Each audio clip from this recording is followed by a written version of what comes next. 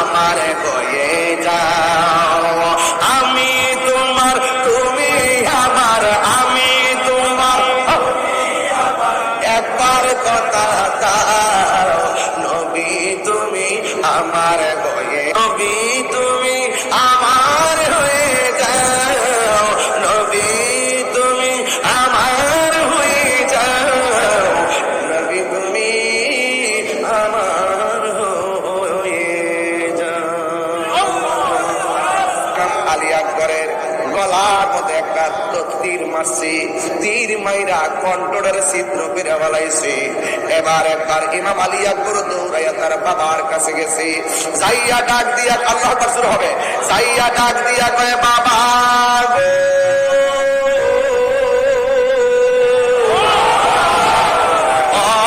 বাবা আমি ওয়াদা করে গেছিলাম যুদ্ধের মাঠে একবার এসে আপনারা দেখতে যাবো, এই জন্য জন্মের মতো আপনারা দেখার জন্য আসছি।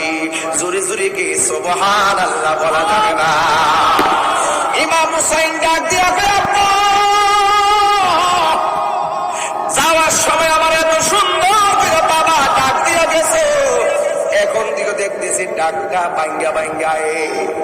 ইমাম আলী আকবরকে বাবা গো, ওরা আমার গলার মধ্যে এমন ভাবে একটা তীর ঢুকাইয়া দিছে গো, আমার কণ্ঠের ধ্বংস করার জন্য তীর দিয়া ছিদ্র করে ফেলাইছে।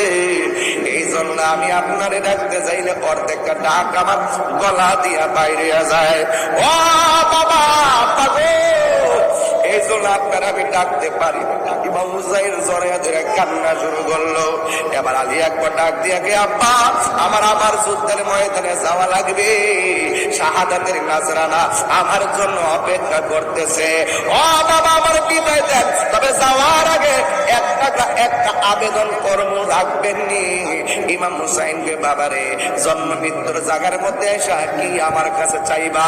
ইমাম আলী আকবর কে আব্বা বাড়ি চাইতাম না, আব্বা গো আমি গাড়ি চাইতাম না, ও আব্বা আমি কোনো কিছু চাইতাম না, এই কত বলতাম না আমার ছিদ্রটা সেলাই করে দেন, এই কত কইতাম না গলার চিকিৎসা করেন।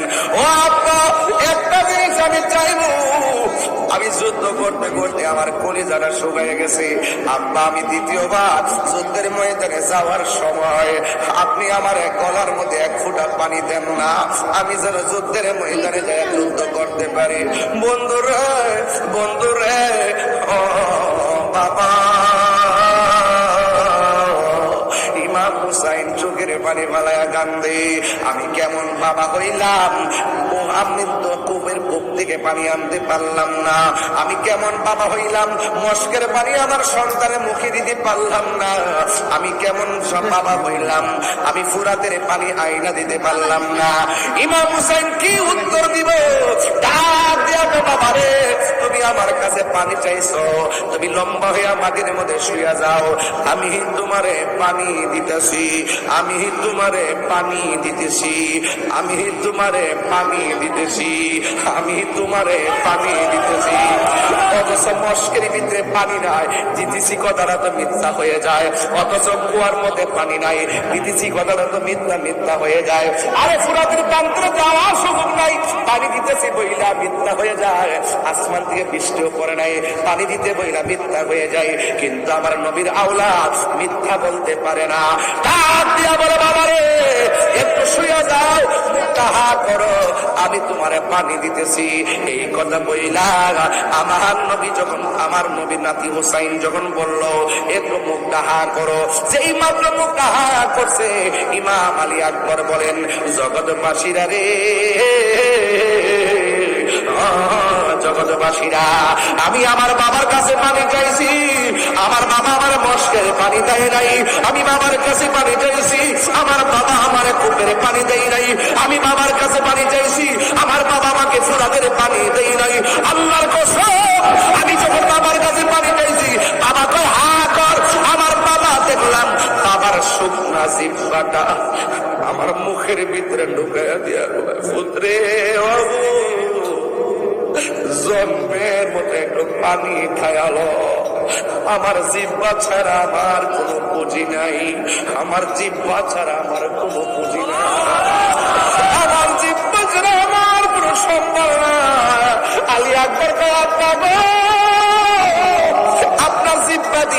আমার চাইতো বেশি শুকিয়ে রইছে। ও আমার আব্বা আছে দেখা আপনার কাছে পানি চাইছি। এখন আপনার যে আব্বা নাই, এই জন্য বুঝে হাজার কষ্ট চাপা লইয়া পড়ে আছেন।